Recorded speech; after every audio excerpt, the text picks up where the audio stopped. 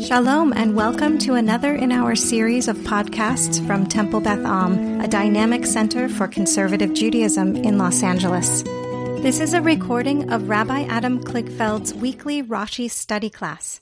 Speaking about being at the end of things, we're not quite at the end, but we're moving healthily towards the end of Parshat Shemot. Our average is about 18 months per parsha. Well, at least one of you has a record of where we were when we started Parshat Shemot, but I don't remember if we started Shemot in the pandemic. I seem to think that we didn't, because I have a memory of celebrating all of the book of Breshit in person. So I feel like we've been doing Parshat Shemot, which is a long parsha, by the way, for a long time. Anyone have a record as to when we did it? It was late 2019. Late 2019. Because I know it was then, because that's when I started. Wow. Okay. So this parsha has taken us longer. Maybe we go slower on Zoom. Don't know. Maybe it's a parsha that we all know a lot about, right? So there's a lot of things that we're saying about it.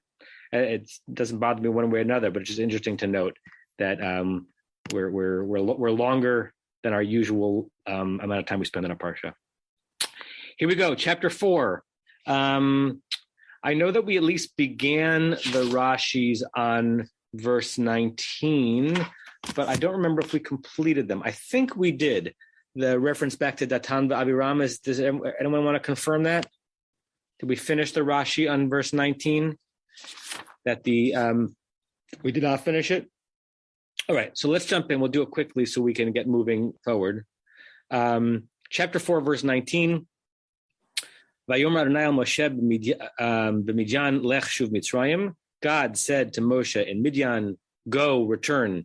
We forgot to mention this last time. Yet another go, return. Right? We've had that several times where we've got those two verbs in combination with each other. Go, return to Egypt. Well, we didn't mention this last time either. That what might we have expected instead of the word Mitzrayim after the words Lech Shuv? What's missing, or what could have been different? Go, return. What's the next English word? Two, right? Lech Shuv El Mitzrayim, Lech Shuv Limitzrayim, or what's the biblical way of saying it? Lech Shuv Mitzrayim, right?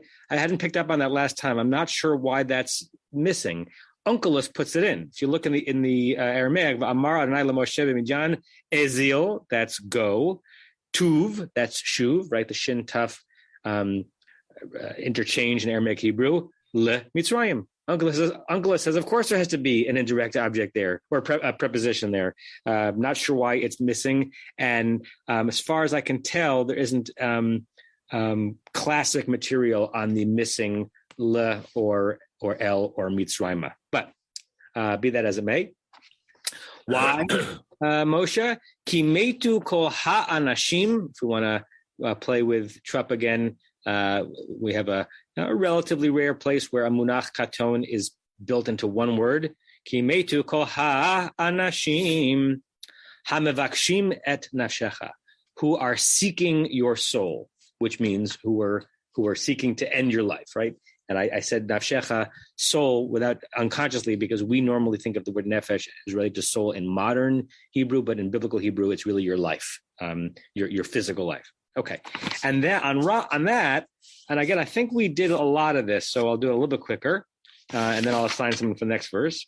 Rashi says, Ki metu kol anashim mihem, who are the people who are seeking out Moshe's life? You could imagine it might have been a reference to Pharaoh, who had put a death sentence on Moshe, or the family of the slain Egyptian, or, as Rashi points out, it's the Israelites whom you irritated by getting involved in their fight.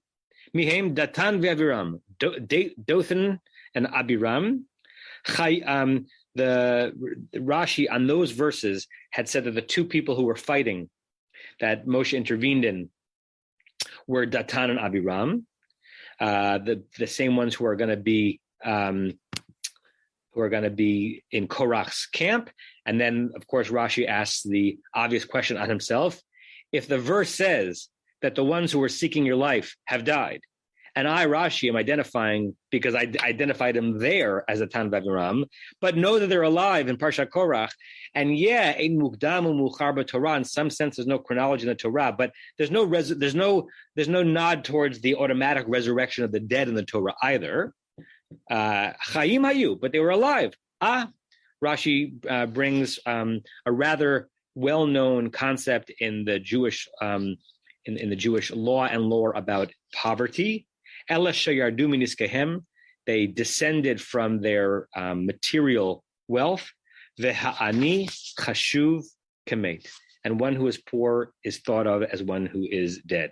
And we lingered there for a little bit, that there are several ways of understanding that rabbinic notion, right? And that rabbinic notion is not primarily used in Parshanut HaMikra, in understanding a verse in the Torah. It's in the material, the voluminous material about our obligation to the poor. And one way of understanding it is that it's very harsh, right? That if you know that your life has no worth if you're that impoverished, right? And as if you are dead. Another way of looking at it is it's a critique of society who, frankly, all the time, then and now, very much so walks by people who are impoverished almost as if they were not alive, right? And we've probably done it in the last 24 hours. And we live in a society where there's an overwhelm of poverty, and it's almost hard not to. It's almost hard not to keep some emotional and psychological distance from someone who's that indigent, because if you consider them to be a full living human being, then your obligations to them are overwhelming, right? And it's hard to imagine what it looked like back then, but I prefer the read on this read as being a rabbinic critique of society, not a rabbinic critique of the impoverished. And it resolves Rashi, anything, all kimetu kol anashim, all the ones who were seeking your death, who once had power, who once had influence, once had money, they're not dead, but they can't hurt you anymore because they are amongst the poor, even in Egypt, right? They're no longer, living high on the hog while their fellow slaves are toiling. Okay, so I think we dealt with most of that last week, but there was a bit of a refresher. Rick, your hand is up. Yeah, on Hamivakshim and the people requesting, do we want to talk about the next story where there's somebody else who wants to request that he die, or do we want to leave that until we get there? Because it's the same verb. Yeah. And there's lots of parallels between the two. So I think because the anecdote to which you're referring to is not that well known, right? Even though it's right there in Parshat Shemot. Yeah, people avoid the story, yeah. Well, or they just don't know it. It comes at the end of the Torah reading, right? And people are already out at Kiddush Club or something. And it's a weird one. Let's wait till we read it in real time, because it's going to be interesting for those people who are approaching it for the first time, and then remind us to come back at that point. That's, I think, in chapter 6. No, it's coming up. 24, verse 24. Right, it's right coming up. So we'll get there in a few weeks. So just remind us to go backwards. Okay. Joanna. I missed class last week, and I caught the podcast, and we started to touch on Dotan and Abiram at the end of last week's class. And when that came up, I was a little jarred, like, what's the connection? How do you get to them here? And then something sparked in me. I think it was you, Rabbi Kligfeld, who at one point referred to them as men of renown, which is exactly how they're referred to in Parshat Korach. Right. And that is not necessarily a positive attribute, I don't think. And it took me back to when I lane. I often start preparing my laning. I take a good chunk of time Shabbos afternoon, which I sometimes find is very interesting, because I find myself making connections to last week's Parsha, which I don't know that I would do if I didn't have it so clearly resonating in my mind, having heard it just a few hours ago. And that happened to me once with Parshat Lech Lecha, that all of a sudden I saw Abraham in counterpoint to the Tower of Babel story. And so what are they doing there? They want to na'aseh lanu Shem. And what does Avram constantly do? He's constantly b'shem Hashem, right? So are you trying to make a name for yourself, or are you proclaiming God's name?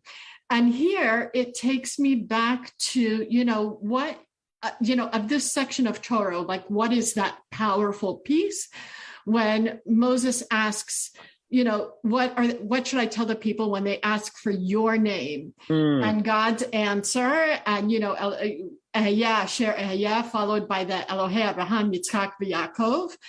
And I don't know, I think it's a very interesting counterpoint. Like, why bring Datan and Abiram here as the nemesis to Moshe to set up this thing of, are we going to work b'Shem Hashem, or are we working for our own names?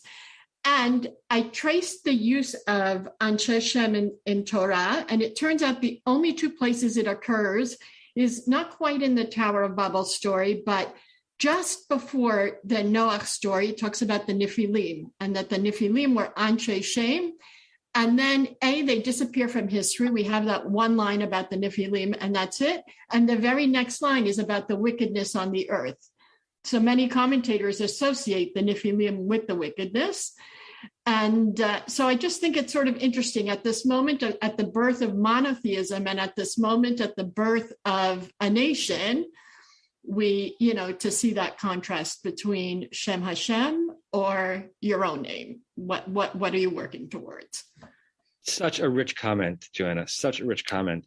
I wanted to pull up the verse that you're referring to in Parshat Korach, in the third verse of Parshat Korach, when Datan and Abiram, who are mentioned right here as the co-conspirators, Vayikahalu al Moshe v'Aaron, they made their own kahal, their own congregation against.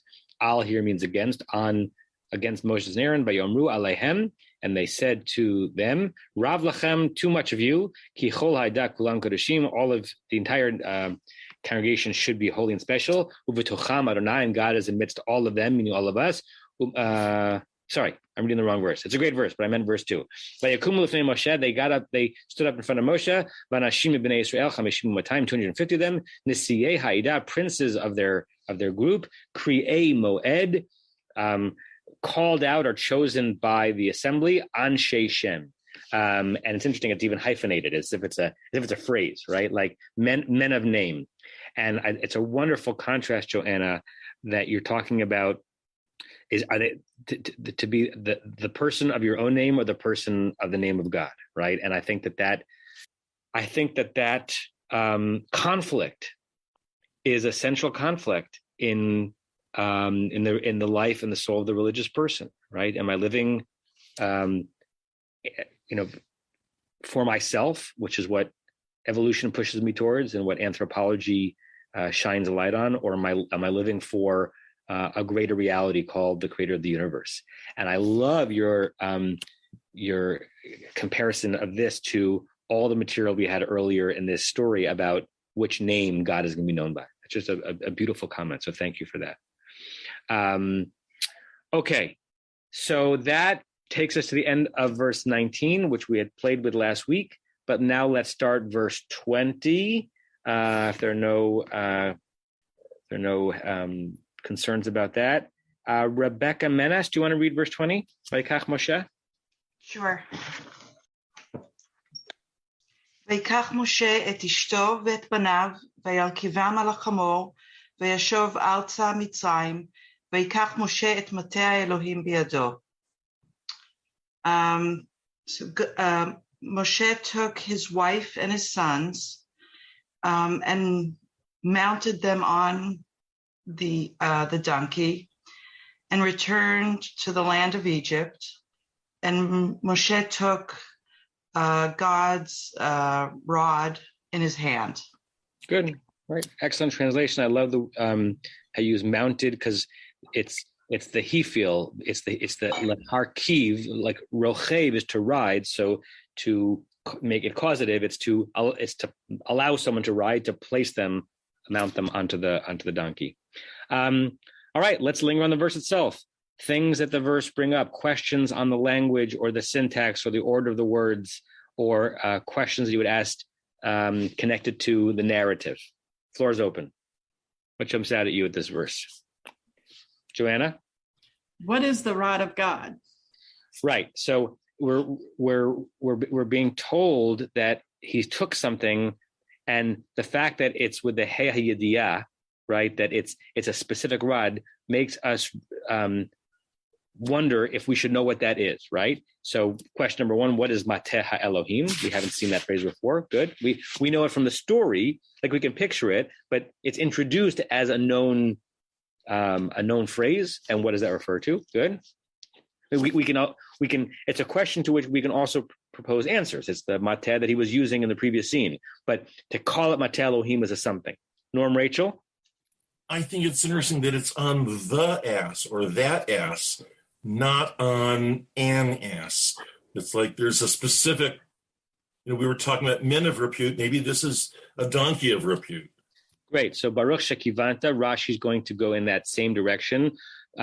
Sometimes an entire world can be built into a hay, right? So it doesn't say Vayarkivem al Chamor, on a donkey, but the donkey. Now, the donkey might just mean his donkey, but Rashi's going to peer down that hole as well. By the way, Joanna, Baruch Shekivant to you as well, because if you look at Unkelus also is not comfortable with it simply being Mateh Elohim, and he does his occasional thing where he gives a commentary as he's giving a translation. Udvar Moshe Yat Itte. Moshe took his wife, Biyad Benohi and his sons, the Arkevinun al Chamara, and mounted it on the donkey. V'tav Shuv returned la'ara de Mitzrayim, to the land of Egypt. Unesiv Moshe, and Moshe took Yat et Chutra, stick, Chad Gadya, not Chutra Hashem, Chutra di'it avidu ve'nisin min kadam Adonai biyadei. He took the stick with which he had done those magic tricks in front of God in his hand. So Unkelus says, what's Mateh Elohim? It's not God's rod, right? It's not a rod that he bought at a particular store. It's the very rod. And what he's saying makes sense to us, but it's interesting that he does it in a translation. He's taking the rod that is now being associated, at least in Moshe's mind and our mind, with the stuff with which Moshe does his God work, right? But he puts it directly in the translation because he's uncomfortable with the same thing you were uncomfortable with. So good. But what's interesting to me is when that first happened at the burning bush, it seemed to be just an ordinary rod. It was the rod that Moshe so happened to have with him at the moment that and maybe because of what happens at the burning bush, all of a sudden now it's this very special rod. Yeah, yes, I think you're right. And I think that Unkelus is weighing in on that, on the latter one. He's saying that this was not a rod, although I think this rod is one of the things that Pirkei Avot says that existed from before all of creation. I have to check to make sure, but I think it is, or if it's not there, it's somewhere else, that this rod existed in primordial times. But in the scene, it's just what he's got in his hand. In fact, God asked Moshe, what's that thing in your hand? Go back to beginning of chapter 4. Vaya'an Moshe Vayomer. Moshe answered and said, "V'hein lo yaminu li, they're not going to believe me. Lo yishma'u b'koli, they will not listen to my voice or heed my voice. Ki omru, they're going to say, Lo nira lecha, they're going to say, God has not appeared to you. Vayomer elab Adonai mazeh biyadecha. God said, what's that thing in your hand? Vayomer mateh, it's my stick." Right? So it actually dafka begins as not Mateh Elohim or Mateh Adonai, but Mateh Moshe. Matek Tzon, right? The rod with which he is doing his shepherding work, and that gets transformed in the scene into a potentially magic performing rod. And that's why I imagine Unkelus is saying it's not Mateh Elohim, a Mateh that came from the heavens. It's Mateh Elohim or Mateh Hashem. Mateh Elohim. It's the God rod with respect to the previous scene, right? The rod with which Moshe did all of his all those tricks, and that he's going to do it in the future. Rick and then Stevie. Hi. So in verse 20, you don't need the second Vayikach Moshe. You already have a Vayikach Moshe at the beginning, and you don't need at Mateh Elohim biyado. Of course, it's going to be in his hand if he's picking it up. So there's extra words there that you don't need. So if they're there, they they mean something, right? So it was again, I think it's a link to the next story, but he takes it's a big thing to take the rod. Yeah, and Rashi is going to pick up on the first one of those points you made on why Moshe is picking up the rod. Well, why you were asking why we have a second Vayikach, and Rashi is going to ask a similar question, which is why are we being told that he's picking up the rod here? And yes, the Biado seems extraneous, although sometimes when we are reductive on extraneous words, we fall into, I'm sure I've told this joke, or you know it from somewhere else in this class, the fresh fish sold here daily joke. You know, right? Do it again. Do it again. I won't do the whole joke, but you'll get the point where a guy is very proud that he's going to open up a fish store, and he has a big sign saying "Fresh fish sold here daily," and he's going to attract lots of customers. And the first day, a little Jew walks by and says, "Fresh fish sold here daily." Like, you don't need the word "fresh." You wasted paint, because what are you selling? Not fresh fish? Of course, it's fresh fish. You're not going to sell stinky fish. So he erases fresh fish sold here daily. Right. The next guy comes up the next day and says, "Fish sold here daily." You wasted paint. You didn't need the word "sold." You're not giving it away. It's a store. You could have erased that. So he erased that. Fish here daily. Next guy. You don't need the word "here." You're not selling it there. You're selling it here. Ba-dum-bum. And so by the end of the story, there's no sign whatsoever. So yes, you don't need the biado, because where else would he have taken the with what else would he have taken the rod? And yet at some point we do need language, even in a terse text, to actually fill out the scene. But points taken, and Rashi will respond to the first point of it. Stevie? Yeah. So we've been talking about the rod in verses 2, 3, and 4, but if you look at verse 17, right, Rashi doesn't even comment, but there's, right, it seems to be God is presenting a rod, like, with this rod you'll take and you'll do my signs, or you'll perform signs. And if I were a, biblical critic and not necessarily assuming that each verse knows about each other verse, I would say that verse 20 is aware of verse 17, but not necessarily aware of verses 2, 3, and 4. That, right, this could, and just the shot of the text, like verse 17 could be a new rod.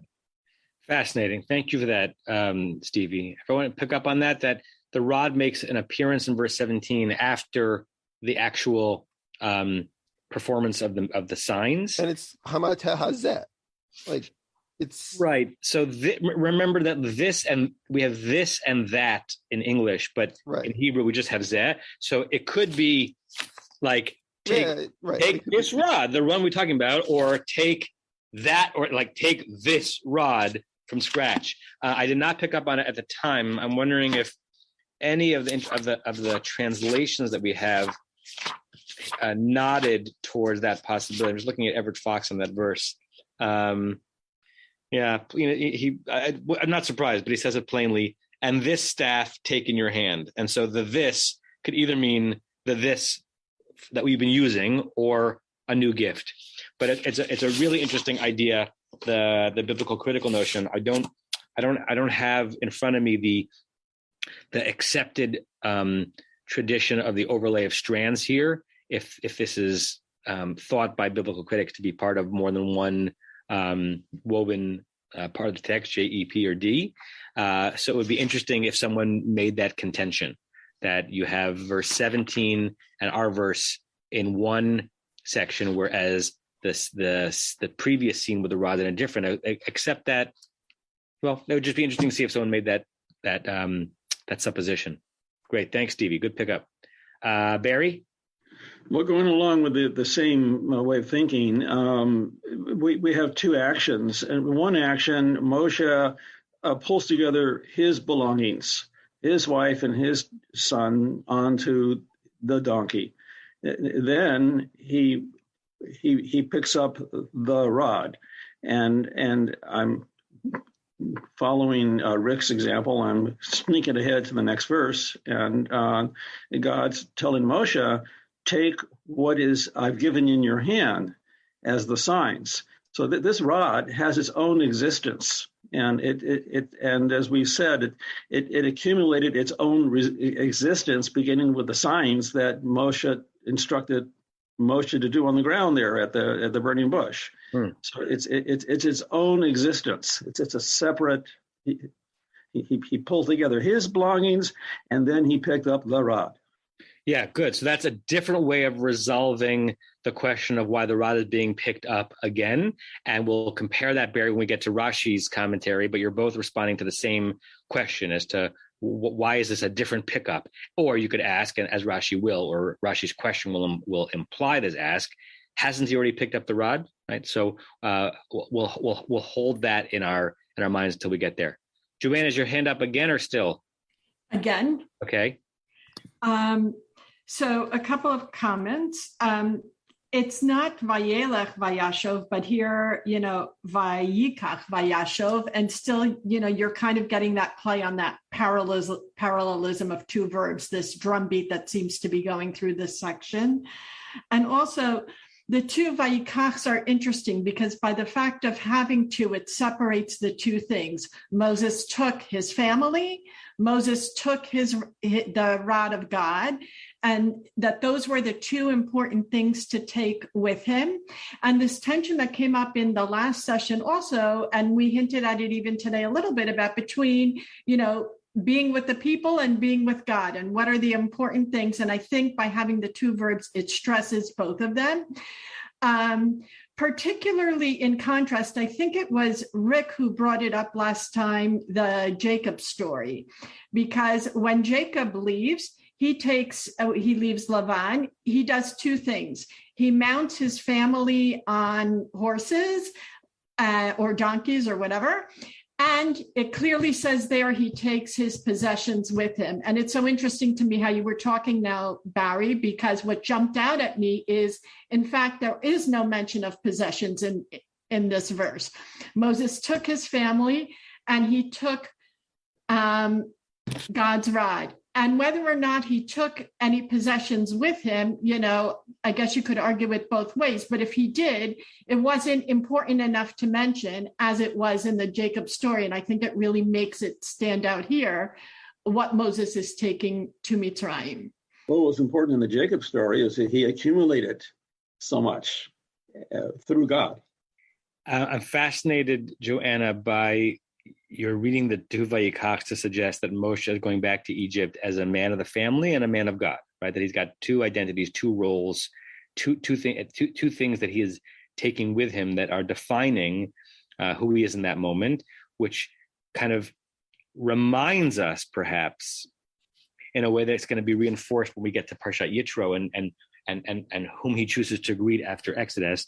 It reminds us that at this stage, he's at least half husband, father, half prophet of the Holy One, and that balance shifts radically. But right now, he's got in two hands, right? The Hasidic notion of in one hand, Anochi afar ve'efer, I'm nothing, I'm dust, and bishvilini brau olam, the world was created for me. You have to balance humility with a sense of personal grandeur. So Moshe has two hands. He's got on one hand his family, who he's taken with him, and his connection to the Holy One and his task. That's a really wonderful description. Thank you. I don't know if this is what you were hinting at, but that tension surfaced already last week when there was reference to the fact of Moses going to Yitro and not to Tzipporah, correct, right? And comes up again later in the leprosy episode where there's this understanding, or at least an understanding, if not the understanding, an understanding that at the time of the giving of the Ten Commandments, when spouses were forbidden from having marital relations with each other, and then afterwards it was permitted, Moses never resumed marital relations with Zipporah, and that's what Miriam was speaking up against. And so this sense that he pulls away. So there seems to be this building tension of how do you live in and work in both of those worlds?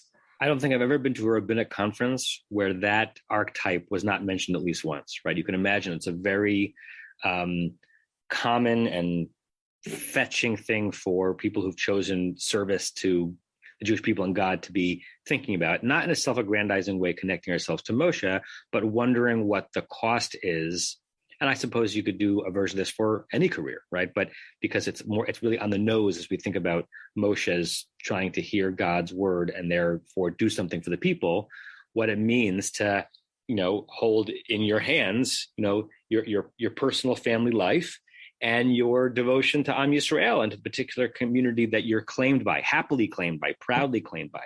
So whether it's the scene in Yitro that we mentioned, the wonderful and painful scene of Moshe being called back to the people right before he hits the rock, when he's sitting Shiva essentially for Miriam.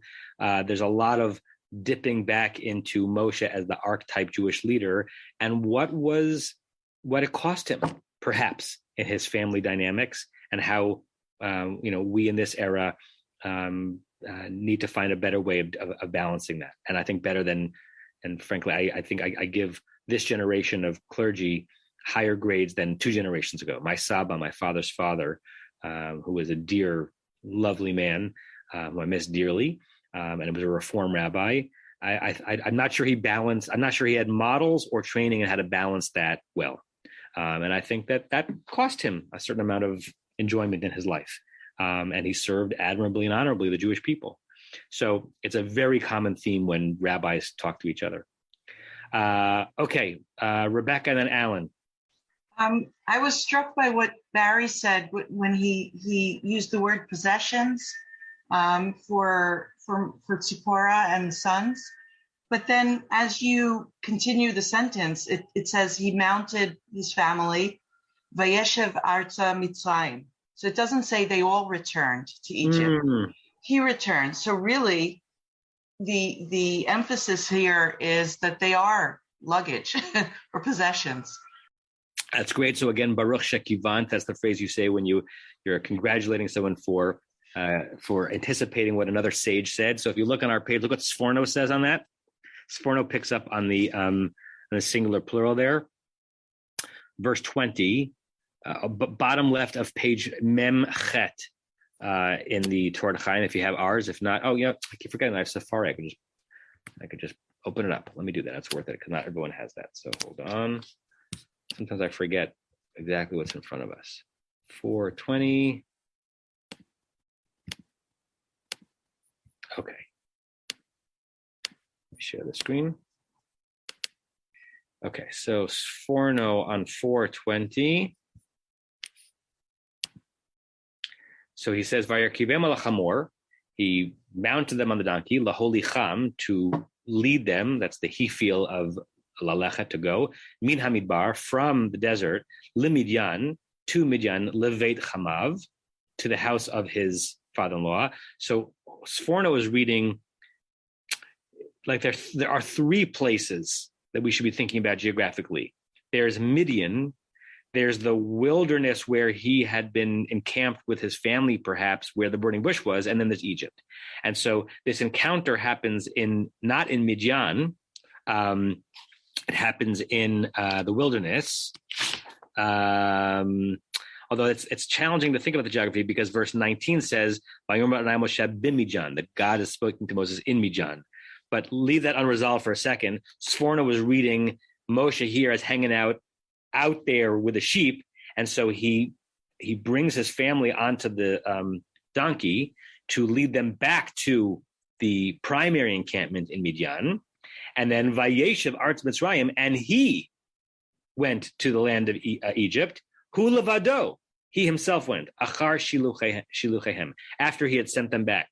And that is evocative, and it's worth looking at that now, of the beginning of Parshat Yitro.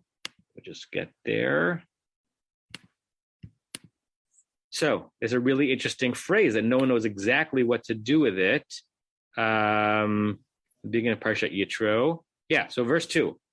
So verse 1, by Shema Yitro Chohen Midyan, Yitro, the priest of Midyan, heard, the father-in-law Moshe, heard at Kol Asher Asa Elohim LaMoshe, all the things that God had done for Moses, Uli Israel, and to Israel, Amo, his people. Ki Hotzi Adonai Yisrael Mitzrayim, because God had extracted Israel from Egypt. Vayikach Yitro takes, Yitro choten Moshe, Yitro, the father-in-law of Moshe, takes at Zipporah, his wife Zipporah, Eshet Moshe, the wife of Moshe, achar shilucheha, after her being sent.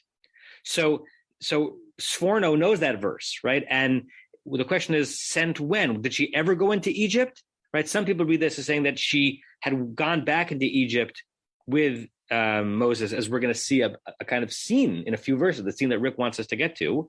And therefore, at some point, she was dispatched from Egypt back to Midian, right? Sent out before the borders closed. Some people, Sforno, one of them, says she never went to Egypt at all. In fact, in the scene that we're in right now, she's sent back to Midian, and that's why it's a singular, and he went back to Egypt, not they. So wonderful. Does any of do all the translations put it as he in verse? So Everett Fox elides that, does not weigh in on whether the Vayeshev, whether or not, where's the verse? Vayashav Artza Mitzrayim is just he. Everett Fox says, so Moshe took his wife and his sons and mounted them, great choice of words, upon a donkey to return to the land of Egypt. Really interesting. He turns it into an infinitive, maybe because he doesn't want to be a machri, he doesn't want to decide how to read it. But that singular Vayashov is begs the question about who actually went back and who did not. Great. Alan. Yes, two comments. First, with the references to the comparisons between Moshe and Yaakov, Joel Grossman gave an excellent drash about that last Shabbat. Correct. If you want to hear it and be able to get those things, I would highly recommend it.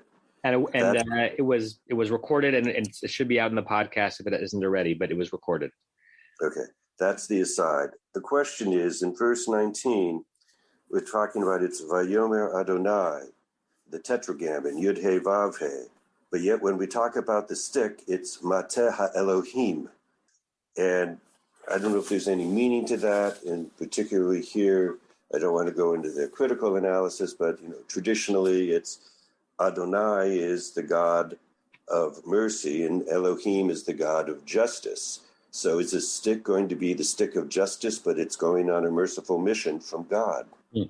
Very nice. Yeah, I'm not gonna try to resolve it, but I'm gonna applaud the observation. And yes, there's a classic and frequent attribution of Elohim to the God of justice, and Adonai is the God of mercy. If you do that on every single verse of the Torah loses its coherence, right? Because at some point it's just God's name, but there are certain places where it's begging to be read that way. So yes, this is not Mateh Adonai, it's Mateh Elohim, which makes sense, right? He's not going in to bring that stick. I mean, it's Adonai with respect to the Israelites and the impact that the stick magic is going to have the Israelites. It certainly ain't Adonai with respect to the Egyptians. They're going to be feeling the wrath of, it's not the carrot, it's actually the stick for them. Great, Alan. Leonard, Rebecca? So on 18.2 there, back in Yitro, the Rashi's comment, he quotes Mechelta, he makes it explicit that they went back to Yitro. He says, Lechi levet avicha. Yeah, and actually, right, and Rashi on that verse brings us back to our verse. Let's look at it briefly, and then we'll get to it in real time in a few years. More than a few years. It could be a decade before we get there. Hold on. So this is Rashi on Achar Shilucheha. Let me open it so you see the Hebrew too. After her being sent, Amar lo Hakadosh Baruch Hu Midyan, when the Holy One said to Moshe in Midyan, in our verse, Lech Shuv Mitzrayim, go and return to Egypt, Vayikach Moshe Ishto v'Banav, and then Moshe took his wife and his sons, etc.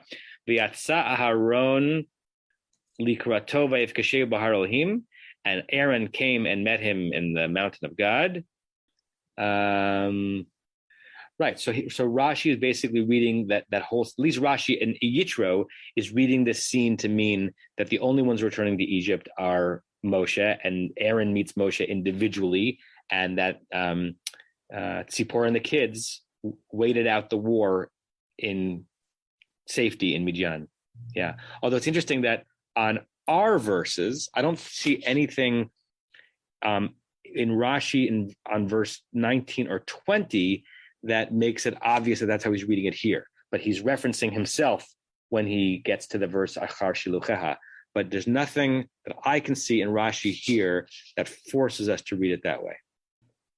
Okay, Barry and then Joanna, and then we'll see what Rashi says, which we've already anticipated a little bit.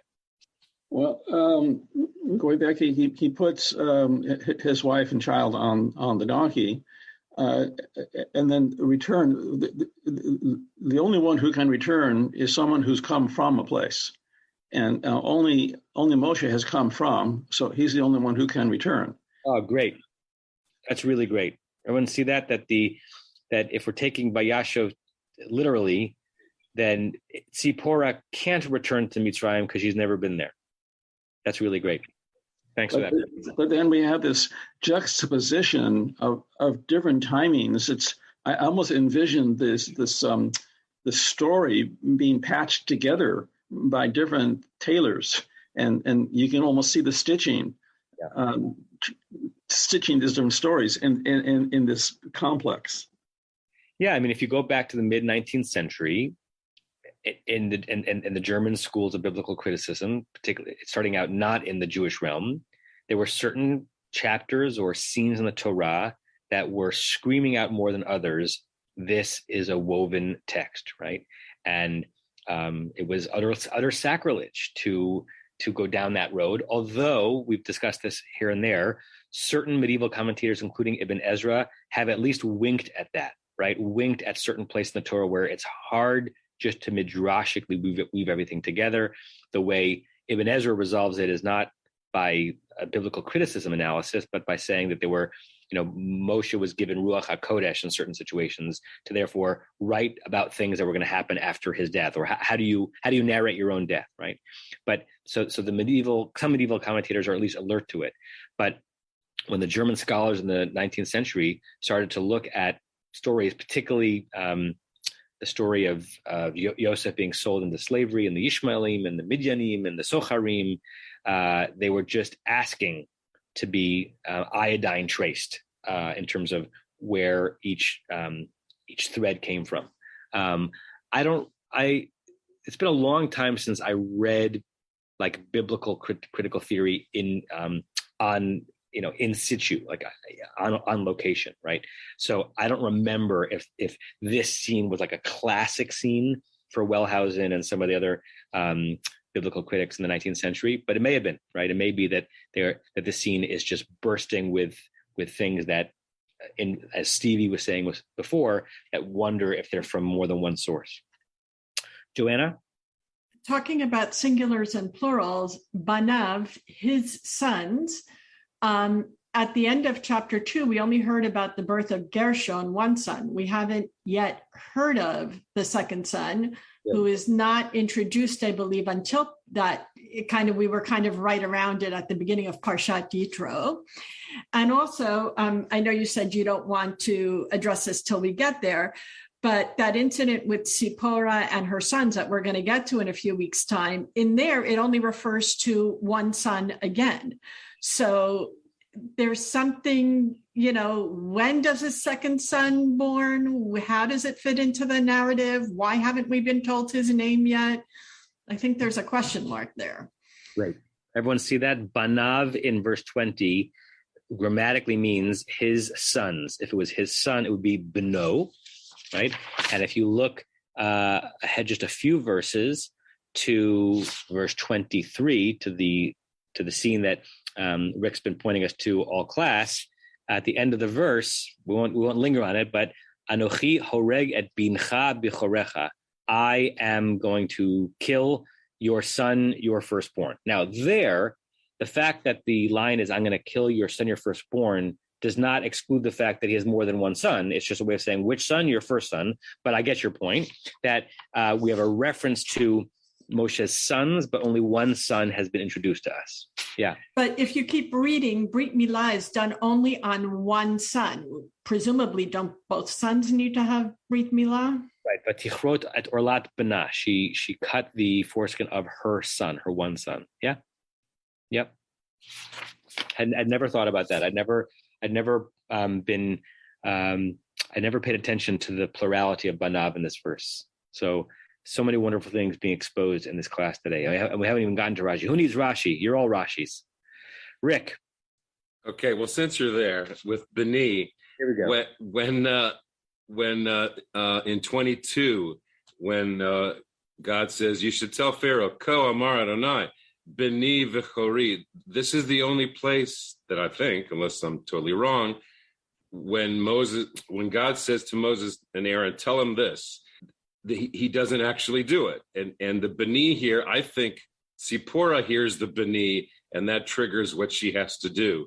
But Beni v'chori, they don't actually say that in front of Pharaoh that I know.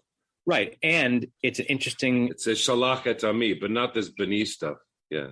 And it's an interesting, I don't know if it's the only time, but it's a rather rare reference by God of Israel to a firstborn child. And it's all hanging out in a scene where we're discussing the status and the safety of Moshe's firstborn child, Moshe Tzipporah. So yes, that's a very powerful juxtaposition. Rebecca, and then Barry, and then we're going to read Rashi. I'm just wondering, based on what Joanna said, is whether the Banav here is the plural for a son and some daughters. So for that reason, there's the Brit only for the son, and as is often the case, instead of saying Banav uvnotav, it's just Banav, but it includes the daughters. So the supposition would be he had many children. We're only told about the male children because that's what the Torah cares about. The only son he has is Gershom, but a son and two daughters would be Banav, and therefore and Eliezer really doesn't exist yet. It's interesting. Let's compare some translations. Does any translation of that verse in front of you not translate Banav as sons? Everett Fox says sons. So Moshe took his wife and his sons and mounted them upon a donkey. Does any translation you have say children? I know people have translations in front of them. Does JPS say sons? Mine says sons. Larry Herman, Aryeh Kaplan, what does he say? Sons, and so does Alter. Yeah. I have Hertz, and it says sons. And so does Saperstein. All the translators are weighing in on the fact that Banav specifically means sons, but it's a really good question that was raised about how we're supposed to make sense of the following scene where it's one son that's implicated by Tzipporah, and then the fact that Eliezer isn't named until later. Great stuff. Ramban is interesting. He says that Tzipporah was pregnant with Eliezer at the time. Uh-huh. But Aryeh Kaplan says that Eliezer had already been born. He might have just been born since this was before circumcision, not yet named. Yeah, Ramban says that she's pregnant, but by the time she gets back to Yitro, he's finally born, so he's included in the Banav. You know, he sent along his sons who by the time they got there were both going to exist. Right, Barry. Okay, you're our last pre-Rashi comment. So I just want to go back to the stitching and the donkey. We'll end there, I guess. Moshe was alone at the mountain with his dialogue. His family didn't accompany him as a shepherd going to take care of sheep.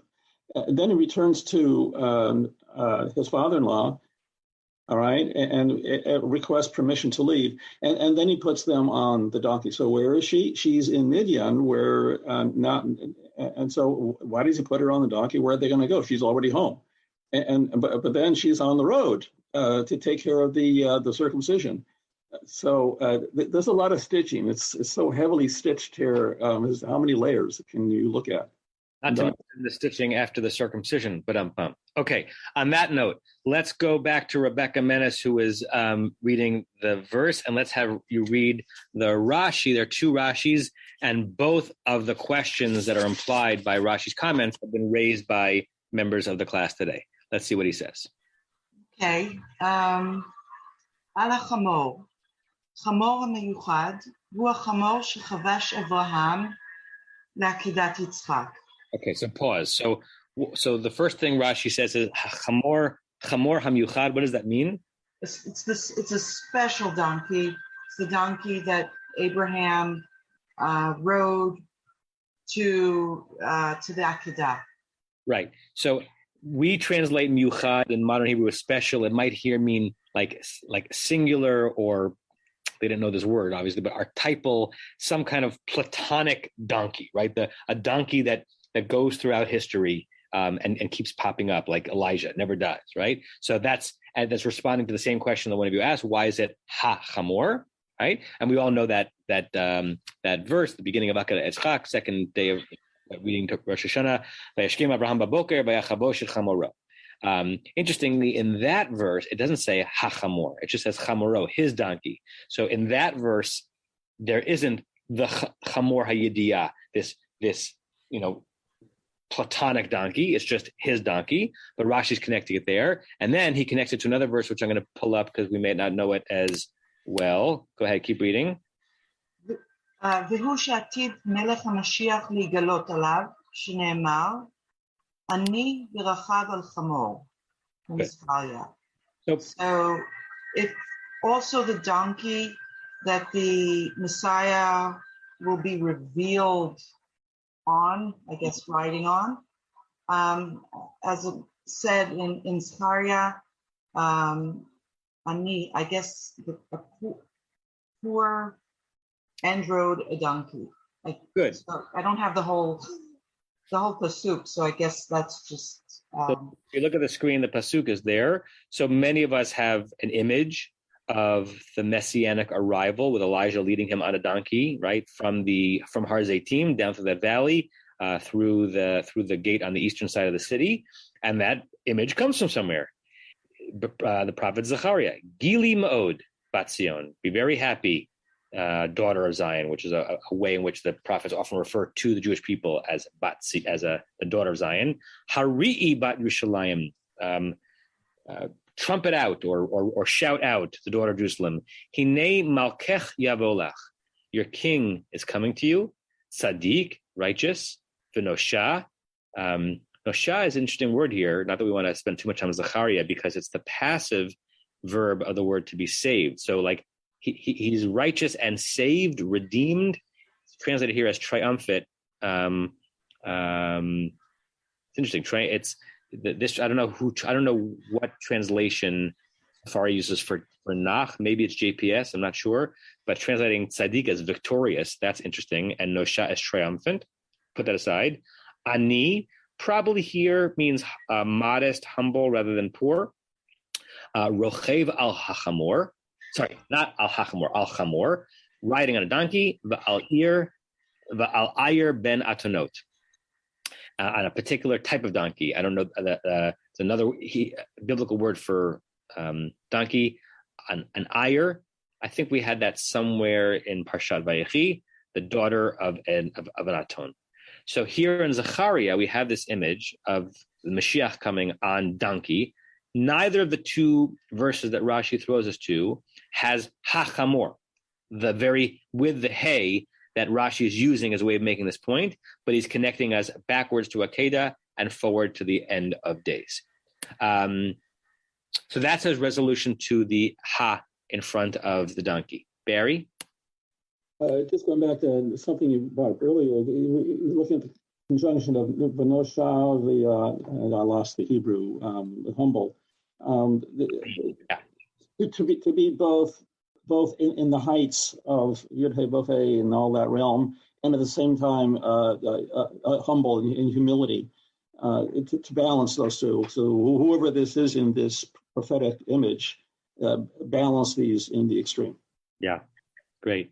Joanna, do you want to say in words what you were chatting? Because I was trying to read it, but I'd rather just hear you talk it out a bit. Yes. So just going back to Rebecca's comment about the daughters not being deserving of being mentioned by name, but in that way that masculine plurals in Hebrew, so banav can include both sons and daughters. I thought Chizkuni's comment was interesting, where he writes, it says Moses took his wife and sons, seeing that both of his sons were still very young and in need of constant attention by their mother. The mother is mentioned here first, whereas when Yaakov fled from his uncle Lavan, his sons are mentioned before his wives. So this notion that, women biblically, and particularly young girls, once boys are of age, women fall further and further down the list, to the point that, does the possibility exist, as Rebecca proposed, that he had daughters that, were not mentioned by name and, and are just encompassed in the Banav and not worthy of being mentioned on the list separately. Yeah, great. I'm just pulling it up for people to actually see it in the original words as you're processing it. Yeah. Well, I guess it's satisfying to know that that's at least someone was wondering about this question about Banav and who was included in it. Great. Okay. Rebecca, let's see if we have time to at least start the second Rashi, since we've already made reference to it. You need to, there you go. Okay. Okay. וישב ארצה מצרים ויקח משה את מטה. אין מוקדם ומאוחר מדוקדקים במקרא. So, he's highlighting that the return to the land of Egypt, and then it says that Moshe took the stick or the rod, and that there's no early or late in the Bible. Right. So we've used this phrase a lot in our class, Ein mukdam u'muchar b'Torah. I think it's the first time we're seeing Rashi use it, and his usage of the pretty common phrase is really interesting. It's Ein mukdam u'muchar medukdakim. There is no highly particular chronology in the Torah. That's his answer. Let's be precise. Speaking of medudak, what's his question? We've jumped around it, but what is the specific question to which the answer is, oh, don't worry about it. We don't have to think about such specific chronological precision in the Torah. Right. Well, if you were to build the sentence knowing what the way it should happen is, he took his wife and his sons and put them on the donkey, and then he took the staff in his hand, and then he returned to Egypt. So why are those two parts of the sentence crossed? Good. So as we were talking about the verse, we were wondering and did some beautiful things with the fact that there were two vayikachs. Rashi is less concerned about the two vayikachs and more concerned about why he didn't take the rod until he already got to Egypt, right? And some of the super commentaries in Rashi say he'd taken the rod when God had told him to take the rod. Like, he's had the rod with him the whole time. He didn't take the rod in the scene, even in this scene when he puts his wife and kids on the donkey. He took the rod when God said, take this rod. And he's had it with him the whole time. So it's not that he wasn't going to leave it where he had picked up his wife and children. So why are we told again that he took the rod? And Rashi's very convenient answer is, don't worry about it, right? This is a way of saying that it's a way of saying that we want to be reminded that he's got with him the rod, but the primary thing that's happening in the verse is the going back to Egypt, and we are being reminded that he has the rod with him, not in chronological order, and that's okay, right? And it's very convenient when you have that resolution in your back pocket. You can just say, don't worry about it, nothing to see here. Larry, Diane, and then we'll end there because we're about 9:30. Yeah, I know you don't want to go into biblical criticism, but go back to verse 17. Before Moses goes back to his father-in-law, and it's very clear. Et hameta hazeh tikach biyadecha asher ta'aseh bo et ha'otot, and take with you this rod which you will perform signs. Cut out all the stuff in between till you get to the end after the etnachta of verse 18. V'yakach Moshe et hameta Elohim biyado. So it's clear to me, at least, that that's the story. That's one narrative before it was pieced together. I just want to add something. And another way to look at the verse is in the reader's mind. So I'm going to read it in English. So Moses took his wife and sons, mounted them on an ass, and went back to the land of Egypt. Wait, what happened to the rod that he's supposed to be taking with him? Oh, yes. And he took the rod of God with him. Good. Yeah, and if we were writing modern prose, we can imagine all different ways in which you intentionally bring something in after it happened in the chronological order to emphasize it, to reinforce it for some reason. And in some ways, Rashi is saying that's exactly what's happening here, right? Sometimes Rashi will not permit the Torah to have that kind of style, and every particularity and peculiarity has to have explanation. Here, he's saying the exact opposite. This is just the Torah having style. It already happened. Don't worry about it. It's not out of order. It's just a way of reminding us that he had it with him. Rebecca, last comment? Well, I don't, this might be a good opening comment for next week, but reading the Rashi and going back to the donkey, I feel like Rashi is sort of answering the question, why Hachamo? But he's not really taking it another step, which is, why would, if this donkey is so special, why isn't Moses riding it? But he's putting his family on it, and he's taking the rod. So I'm kind of left sort of waiting for a punchline here, which I don't know if we can fill in. But it's really interesting, particularly as we think about the verse from Zechariah that Rashi brings us to, because the image in the verse of Zechariah is that the Mashiach's on the donkey and Elijah's leading him. And in our scene, Moshe's family's on the donkey, and it seems that, almost as if Moshe's leading them with the mateh. So that's something to linger on as well. You have been listening to another in our series of podcasts from Temple Beth Am, a dynamic center for conservative Judaism in Los Angeles. If you enjoy these podcasts, we invite you to write a review on the Apple Podcast site or wherever you get your podcasts. For more information about Temple Beth Am Los Angeles, go to tbala.org.